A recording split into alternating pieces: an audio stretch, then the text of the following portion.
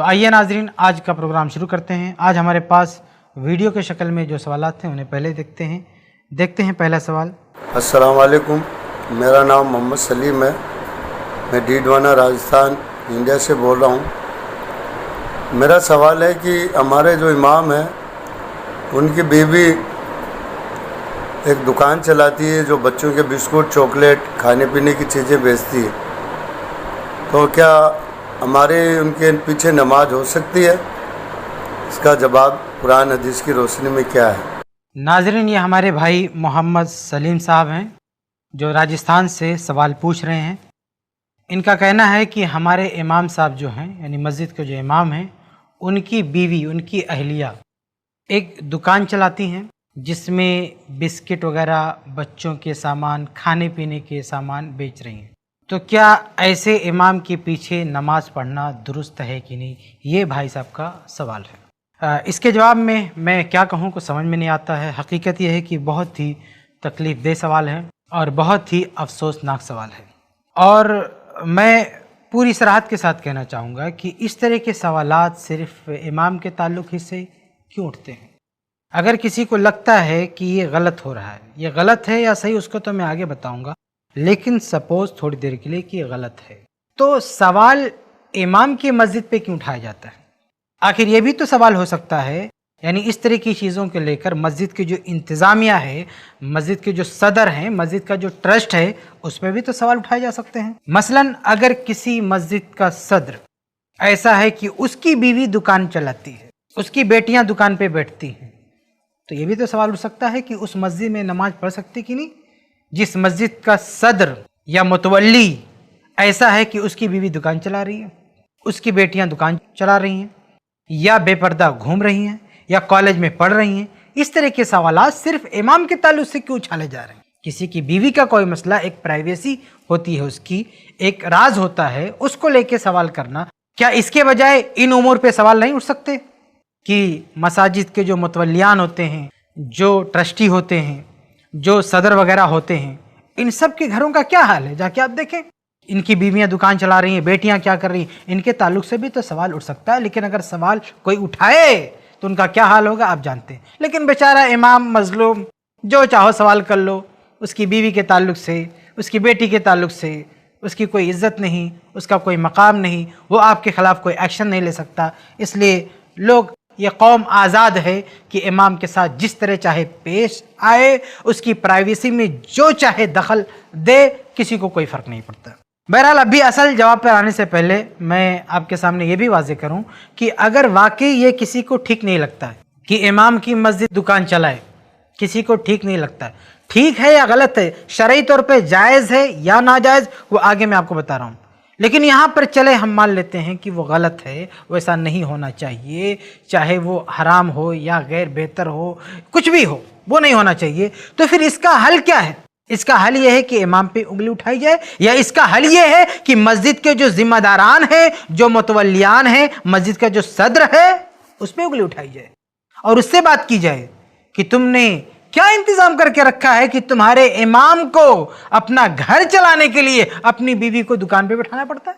बताइए, जरा सोचिए कि अगर किसी इमाम की बीवी दुकान पे बैठती है तो इसलिए बैठती है ना, ताकि उसके घर के इखराजात पूरे हों।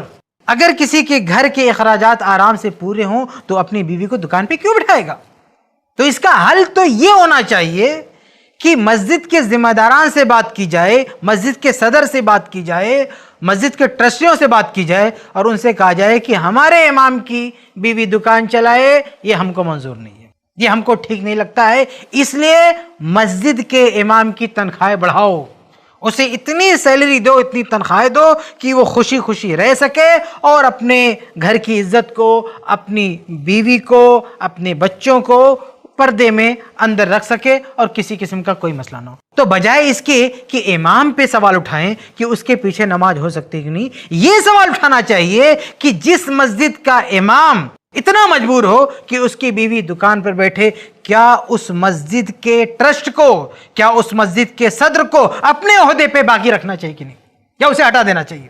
ट्रस्ट चेंज कर देना चाहिए, जिम्मेदारों को हटा देना चाहिए, کہ تمہاری وجہ سے آج مسجد کا یہ حال ہوا ہے کہ اس کی بیوی دکان پہ بیٹھ رہی ہے، تم ہٹو، استعفیٰ دو، اور دوسرے لوگ آگے آئیں، وہ مسجد کو چلائیں تاکہ مسجد کے امام کا بندوبست ہو سکے۔ اور میں آپ کو بتاؤں کہ تنخواہوں کا جو مسئلہ ہے، امام صاحب کی تنخواہ کتنی ہوتی ہے، یہ کسی سے مخفی نہیں ہے، اور اس چیز میں کسی بھی قسم کا عذر، بہانہ قطعاً قابل قبول نہیں ہے۔ اکثر وجہ کیا پیش کی آتی ہے، یعنی امام کی تنخواہ جو کم ہوتی ہے تو اس کی وجہ کیا بتائی جاتی ہے؟ دیکھیں کئی طرح کی وجوہات ہوتی ہیں۔ مثلا ایک بات یہ کہی جاتی ہے کہ امام کی تنخواہ بھلے ہی کم ہو لیکن اللہ اس میں بڑی برکت دیتا ہے۔ یہ کچھ لوگ بولتے ہیں، یہ انتہائی گھٹیا قسم کا جملہ ہے، انتہائی گھٹیا قسم کا جملہ ہے کہ امام کی تنخواہ میں برکت ہوتی ہے اس لیے کم تنخواہ دو، ان کا پورا ہو جاتا ہے۔ بہت ہی بدترین قسم کے لوگ ہیں جو اس طرح کے جملے اچھال کر ایک امام کا اور اس کے پریوار کا جینا حرام کر کے رکھا ہے۔ اور حیرت کی بات ہوتی ہے کہ یہ برکت والی بات تب تک رہتی ہے جب وہ آفس میں جاتا ہے تنخواہ لینے کے لیے۔ جب امام تنخواہ اٹھاتا ہے تو قوم کیا کہتی ہے کہ کم تنخواہ دو، برکت ہوتی ہے۔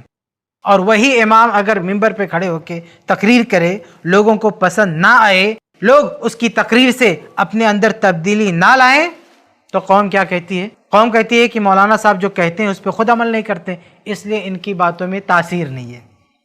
یعنی مولانا تقریر تو اچھی کرتے ہیں لیکن ان کی تقریر میں اثر نہیں ہے، کیونکہ یہ بد عمل ہیں، ان کا عمل ٹھیک نہیں ہے، اس لیے ان کی تقریر میں اثر نہیں ہے۔ میرے بھائی، ایک امام کو ممبر پر چڑھا کر آپ نے اسے بدعمل بنا دیا کہ وہ بدعمل ہے اس لیے اس کی تقریر میں اثر نہیں ہے، اور وہی امام جب تنخواہ لینے آپ کے آفس میں پہنچا تو اسے اتنا بابرکت بنا دیا۔ جو تنخواہ کا مسئلہ ہے وہ ضرورتوں کے مطابق دینا چاہیے، اور اس بات کو محسوس کرنا چاہیے کہ ایک امام کا گزارا اگر 3، 4، 5 ہزار میں ہو جاتا ہے تو ایسا نہیں ہے کہ اس کے پیچھے برکت کام کر رہی ہے، بلکہ بات یہ ہے کہ وہ اپنی ضرورتوں کی قربانی دے رہا ہے، بہت سارے اخراجات کو مائنس کر رہا ہے، بہت ساری تمناؤں بلکہ ضرورتوں کو قربان کر رہا ہے، تب جا کے اس کا خرچہ پورا ہو رہا ہے۔ مثال کے طور پر ایک عام آدمی ہر عید میں کپڑے سلاتا ہے، امام بیچارہ کپڑے نہیں لیتا ہے، کوئی دے دیا تو دے دیا، اپنے پیسوں سے کپڑے نہیں خریدتا ہے۔ عام آدمی کے گھر پہ کوئی مہمان آئے تو اچھے سے مہمان نوازی کرتا ہے، ایک امام کے گھر پہ کوئی مہمان آئے وہ کھجور وجور پلا دیا، ہو گیا۔ تو ایسی بہت ساری ضرورتوں کو قربان کرتا ہے، اچھے اچھے کھانے نہیں کھاتا، ان کو تو آپ تمناؤں سے بھی تعبیر کر سکتے ہیں، لیکن ضرورتوں کو بھی قربان کرتا ہے۔ مثلا اس کی طبیعت خراب ہو گئی، اس کے بچوں کی طبیعت خراب ہو گئی، وہ 2-3 دن دوا نہیں لیتا ہے اس امید پر کہ ہو سکتا ہے خود بخود ٹھیک ہو جائے۔ بہت ساری، مطلب ہم بہت زیادہ آپ کو گنا نہیں سکتے۔ خلاصہ یہ کہ وہ ایک طرف اپنی آرزوؤں اور تمناؤں کی قربانی دیتا ہے اور دوسری طرف اپنی ضرورتوں تک کو قربان کر دیتا ہے، تب جا کے اس کا گھر چلتا ہے۔ اور ائمہ کی، علماء کی ان قربانیوں کو محسوس کرنے کے بجائے قوم نے اس پر برکت کا غلاف چڑھا دیا ہے۔ ذرا سوچیں کہ ایک امام جو قربانی دے رہا ہے، یہ قوم اس کو محسوس بھی نہیں کر رہی ہے، بلکہ برکت کے لباس میں اسے چھپا دیا ہے۔ یہ کتنا بڑا ظلم ہے۔ تو کہنے کا مطلب یہ ہے کہ ایک امام کی تنخواہ اچھی ہونی چاہیے تاکہ وہ اس طرح کی دشواریوں میں نہ پڑے، اس کی بیوی کو کام نہ کرنا پڑے۔ اور میں آپ کو بتا دوں، حدیث کی روشنی میں بھائی صاحب نے سوال کیا اور کہا کہ قرآن اور حدیث کی روشنی میں جواب دیجیے، تو دیکھیے ایک حدیث بھی میں آپ کے سامنے پیش کر دیتا ہوں۔ یہ سنن ابی داؤد کی حدیث ہے، بالکل صحیح حدیث ہے۔ اللہ کے نبی صلی اللہ علیہ وسلم فرماتے ہیں کہ من کان لنا عاملا فلیکتسب زوجۃ۔ اللہ کے نبی فرماتے ہیں کہ جو شخص ہمارا عامل ہو، یعنی ہمارا کام کرنے والا ہو، اللہ کے نبی فرماتے ہیں اگر ہم نے کسی کو عامل بنایا ہے، اگر ہم نے کسی کو ہائر کیا ہے کام کرنے کے لیے اور اس کا کوئی روزگار نہیں ہے، وہ ہمارے پاس کام کر رہا ہے، تو ہم اس کو فیسلٹیز، ہم اس کو سہولیات کیا دیں گے؟ اللہ کے نبی فرماتے ہیں من کان لنا عاملا فلیکتسب زوجۃ، جو ہمارا عامل ہو وہ ہمارے خرچے پر اپنی شادی کر لے۔ اللہ کے نبی کیا فرماتے ہیں کہ ہمارے خرچے پر وہ اپنی شادی کرے گا، یعنی جو بیت المال ہوگا اس خرچے پر اس کی شادی ہوگی۔ اور آگے کہا فَإِن لَمْ يَكُنْ لَهُ خَادِمٌ فَلْيَكْتَسِبْ خَادِمًا، اگر اس کے پاس کوئی خادم نہیں ہے، نوکر نہیں ہے، تو وہ ایک نوکر بھی رکھ لے۔ اللہ کے نبی کیا فرماتے ہیں کہ ہمارے پاس جو کام کرے گا وہ ہمارے پیسوں سے، یعنی بیت المال کے پیسے سے اپنی شادی کر لے، اگر شادی نہیں ہوئی تو شادی کر لے، اور خادم نہیں ہے تو خادم رکھ لے۔ خادم کا مطلب کیا؟ اس زمانے میں غلام ہوتے تھے یا نوکر ہوتے تھے، وہ ہر ایک کے پاس ہوتے تھے ان کا کام کاج کرنے کے لیے۔ آج کل غلاموں کا دور نہیں ہے اور بہت زیادہ خادموں کا دور بھی نہیں ہے، لیکن آج کل ایک نئی چیز ہے جو خادم کا کام کرتی ہے۔ وہ کیا؟ وہ یہ کہ کچھ مشینی آلات ایسے ہیں جو خادم کا کام کرتے ہیں۔ مثلا کپڑا دھلنا ایک کام ہے، اس کام کو کرنے کے لیے واشنگ مشین ہے۔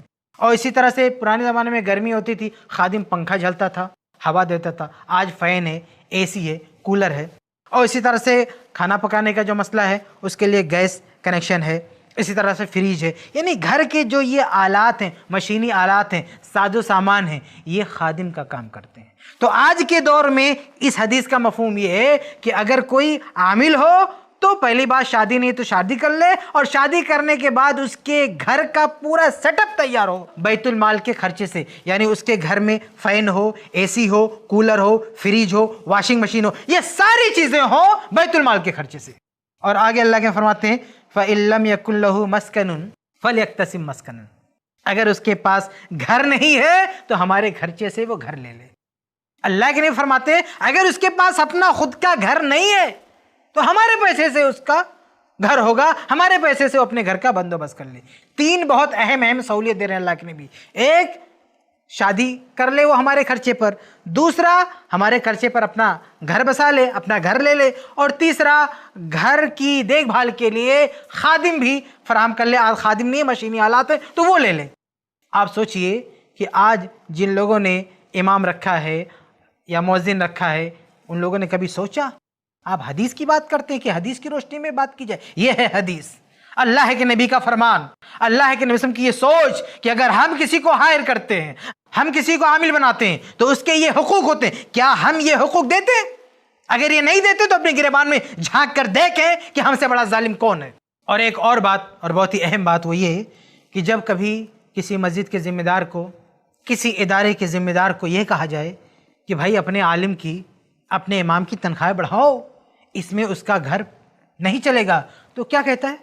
اس کا جواب یہ ہوتا ہے کہ ہمارے پاس اتنا انکم ہی نہیں ہے، یعنی ہمارے پاس اتنا تعاون نہیں آتا ہے کہ ہم اس کا بندوبست کریں، اگر ہمارے پاس تعاون آ جائے ہم اس کا بندوبست کر دیں گے۔ یہ باتیں بھی کچھ لوگ کہتے ہیں۔ تو میں آپ کے سامنے واضح کر دوں کہ یہ باتیں وہ لوگ تو کہتے ہیں جن کے پاس تعاون نہیں آتا ہے، اور جن کے پاس تعاون آتا ہے یہ میرے اپنے مشاہدے کی بات ہے، سامنے کی بات ہے۔ میں ایسے لوگوں کو، ایسے ذمہ داروں کو خود اپنی معرفت سے جانتا ہوں کہ جو مالدار تھے، صاحب حیثیت سے، ان کے پاس تعاون کی بوچھار تھی، اور ان سے جب کہا گیا کہ تم اپنے علماء کی تنخواہ بڑھا دو تو کیا کہتے ہیں؟ کہتے ہیں کہ ان کا مارکیٹ ریٹ ہی یہی ہے، یعنی بازار میں ان کی ویلیو ہی یہی ہے، اس لیے اتنا ہی ملنا چاہیے۔ یہ نہیں کہتے کہ ہمارے پاس پیسہ نہیں، سب کچھ ہے لیکن نہیں دیں گے، کیوں؟ کہتے ہیں مارکیٹ میں اتنا ہی چل رہا ہے۔ اب آتے ہیں ان لوگوں پر جو کہتے ہیں کہ ہمارے پاس تعاون ہی نہیں ہے، اگر تعاون آئے تو ہم تنخواہ بڑھا دیں۔ تو بھائی صاحب اگر آپ کے پاس تعاون نہیں آ رہا ہے تو یہ کس کی کمی ہے؟ یہ کس کی کوتاہی ہے؟ کیا ہاتھ پہ ہاتھ دھرے بیٹھنے سے تعاون آئے گا؟ اگر آپ کے پاس تعاون نہیں ہے، آپ اپنے ماتحتوں، اپنے ائمہ، اپنے مؤذن کو تنخواہ دینے بھر کا تعاون نہیں اکٹھا کر پاتے ہو تو کیوں مسجد کے صدر بنے، کیوں ادارے کے ذمہ دار بنے؟ آپ اپنی ڈیوٹی کیوں نہیں کر رہے ہو؟ اپنے امام کی تنخواہ، اپنے مدرسین کی تنخواہ کا بندوبست کرنا یہ تمہاری ڈیوٹی ہے۔ اگر یہ ڈیوٹی نہیں کر پاتے کرسی چھوڑ دو، کسی اور کو اس کرسی پر لاؤ۔ اس تعلق سے بھی میں آپ کو حدیث بتاؤں۔ ایک حدیث ہے صحیح بخاری، حدیث نمبر 2070، اور اسی حدیث کا مفہوم طبقات ابن سعد وغیرہ میں بھی صحیح اسانید سے موجود ہے۔ وہ کیا؟ آپ دیکھیں، ابو بکر صدیق رضی اللہ تعالیٰ عنہ، وہ بہت بڑے تاجر تھے، بہت پیسوں والے تھے، اور پوری دنیا جانتی ہے کہ اسلام کے لیے انہوں نے کتنے پیسے خرچ کیے ہیں۔ اللہ کے نبی صلی اللہ علیہ وسلم کی وفات کے بعد ابو بکر صدیق رضی اللہ تعالیٰ عنہ جب خلیفہ بنے تو خلیفہ بننے کے بعد وہ مارکیٹ کے لیے نکل پڑے، اپنی تجارت کے لیے وہ نکل پڑے۔ اب جب تجارت کے لیے نکلے تو کچھ لوگوں نے ان کو روکا، بعض راتوں میں کہ عمر فاروق رضی اللہ عنہ نے روکا اور کہا کہ بھائی آپ تو مسلمانوں کے خلیفہ، آپ کہاں جا رہے ہیں؟ تو انہوں نے کہا کہ میں جا رہا ہوں اپنے کاروبار میں، اگر میں کاروبار نہیں کروں گا تو میرے بال بچے کہاں سے کھائیں گے، ان کے خرچ کا انتظام کہاں سے ہوگا؟ تو لوگوں نے کہا نہیں، اگر آپ کاروبار میں لگ جائیں گے تو پھر یہ مسلمانوں کی ذمہ داری کون نبھائے گا؟ آپ اپنی ڈیوٹی کیسے کریں گے؟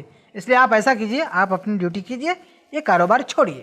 اور رہا آپ کا خرچ کا مسئلہ تو وہ بیت المال سے آپ کو ادا کیا جائے گا. اور صحیح بخاری کی حدیث نمبر 2070 ابو بکر صدیق رضی اللہ تعالیٰ عنہ نے بہت ہی واضح طور پر کہا کہ میرا جو کاروبار تھا وہ میرے گھر بار میرے اہل و عیال کا خرچ اٹھانے کے لیے کافی تھا، لیکن مجھے ذمہ داری دے دی گئی ہے اس لیے بیت المال سے میرے گھر کا خرچ چلے گا، ورنہ میرا جو کاروبار تھا وہ میرے لیے کافی تھا. اس روایت سے پتہ کیا چلا؟ اس سے پتہ یہ چلا کہ اگر آپ نے کوئی ذمہ داری قبول کی ہے تو اس ذمہ داری کو نبھانا آپ کے کاروبار سے زیادہ اہم ہے.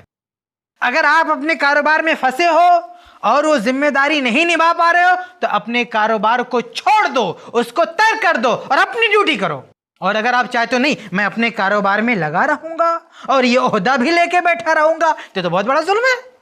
یہ تو بہت بڑا ظلم ہے کہ آپ کاروبار میں لگے ہو اور عہدہ بھی لے کے بیٹھے ہو، اور پھر جب تنخواہ کی بات آتی ہے ہمارے پاس پیسے نہیں. ارے کام کرو گے تب پیسے آئیں گے نا. لوگوں کے سامنے جاؤ گے، تعاون کے لیے دوڑ دھوپ کرو گے، دوڑ بھاگ کرو گے، تب پیسے آئیں گے، آسمان سے برسیں گے.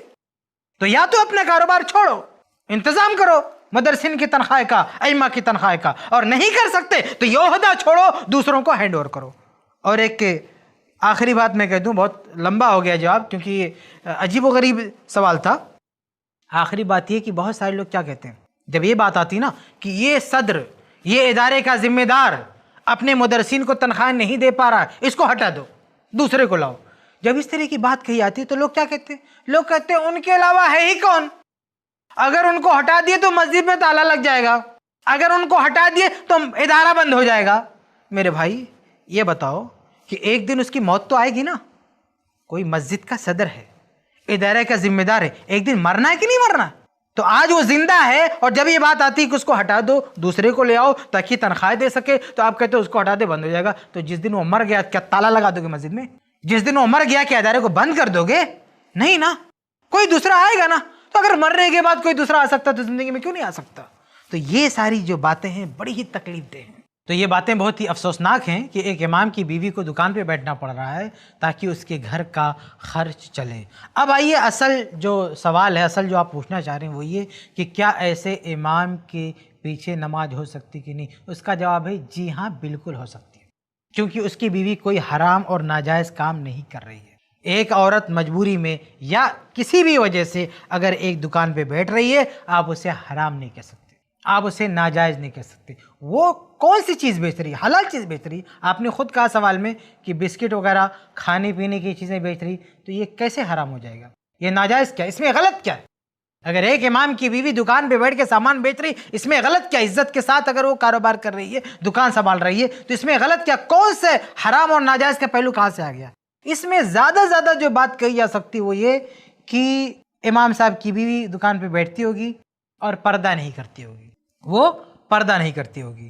تو دیکھیے اگر وہ چہرے کا پردہ نہیں کرتی ہے، ہاتھ کا پردہ نہیں کرتی ہے، باقی چیزوں کا پردہ کرتی ہے، تو اس پہ بھی آپ کوئی ایکشن نہیں لے سکتے، کیونکہ اہل علم کی ایک تعداد ایسی ہے جو اس بات کی قائل ہے کہ عورت کے لیے چہرے کا پردہ واجب نہیں ہے. میں اپنی بات نہیں کر رہا ہوں، الحمدللہ میرا موقف تو یہ ہے کہ ایک عورت پر واجب ہے کہ وہ چہرے کا پردہ کرے، ایک عورت پر واجب ہے کہ وہ ہاتھ کا پردہ کرے. یہ میرا موقف ہے، یہ میری رائے ہے کہ عورت پر چہرے کا پردہ واجب ہے. لیکن دوسرے علماء کی رائے یہ ہے کہ واجب نہیں ہے. اور جس مسئلے میں اختلاف علماء کا اور وہ مسئلہ اجتہادی ہو، اس مسئلے میں آپ سختی نہیں کر سکتے، کوئی رائے کسی پر مسلط نہیں کر سکتے.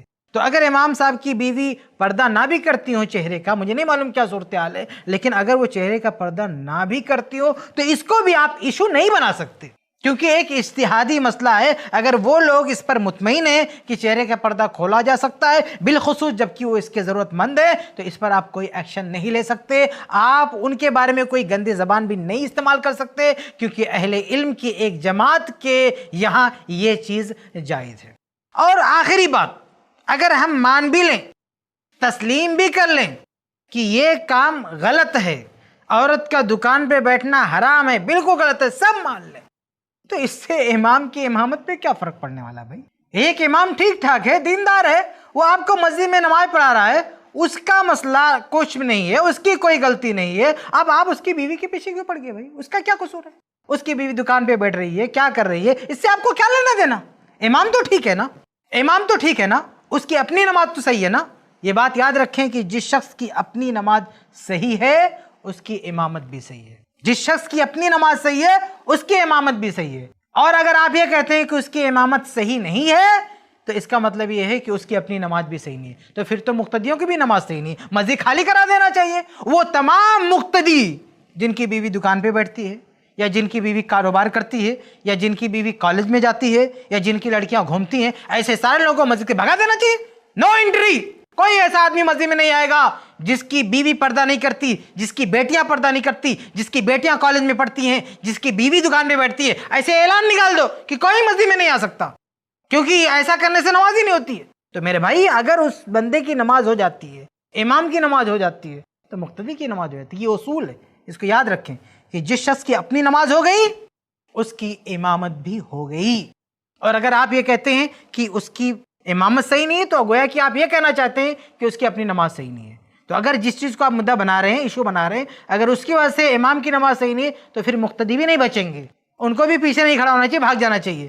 اور مشکل سے آپ اس طرح کی بات کریں گے تو بہت کم لوگ دکھیں گے. ویسے ہی لوگ نماز نہیں پڑھتے, بہت کم لوگ پڑھتے ہیں, اور اس میں بھی آپ اس طرح سے اسکین کرنے بیٹھ جائیں گے تو کیا حال ہوگا. تو بہرحال ایک امام اپنی جگہ پر ٹھیک ٹھاک ہے, مقتدی اپنی جگہ پر ٹھیک ٹھاک ہے. تو صرف ان دونوں کو دیکھا جائے گا, ان کے گھر والے, ان کے باپ کیا کر رہے ہیں, ان کی بیوی کیا کر رہی ہے, فلاں کیا کر رہا ہے, اس سے ان کی نمازوں پر کوئی فرق پڑنے والا نہیں ہے. تو خلاصہ یہ ہے کہ آپ کا جو سوال ہے کہ امام صاحب کی بھی دکان پہ بیٹھتی ہے, ان کے پیچھے نماز ہوگی کہ نہیں, ان کے پیچھے بے شک نماز ہو جائے گی, اس میں کوئی مسئلہ نہیں ہے. اور اس کے ساتھ ساتھ اگر آپ یہ چاہتے ہیں کہ ان کی بیوی دکان پر نہ بیٹھے تو اس کا حل یہ ہے کہ آپ ذمہ داروں سے بات کیجئے اور اس امام کی تنخواہ بڑھائیے. یعنی اس دکان سے جتنا انکم ان کو ہو رہا اتنا انکم ان کو دے دیے, دکان بند کر دیں گے, وہ مسئلہ ختم ہو جائے گا اور آپ کو یہ سوال کرنے کی ضرورت نہیں پیش آئے گی. امید ہے کہ آپ کو جواب مل گیا.